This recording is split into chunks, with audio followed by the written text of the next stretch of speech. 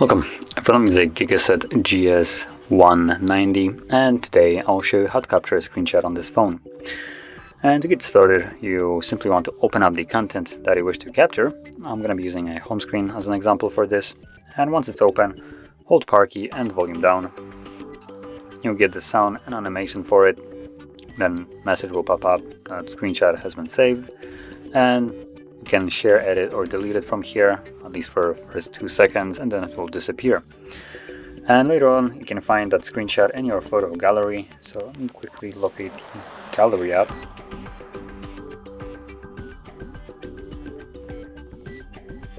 There we go, photos. And as you can see, it's under screenshots. So right over here. And that is how you would capture a screenshot.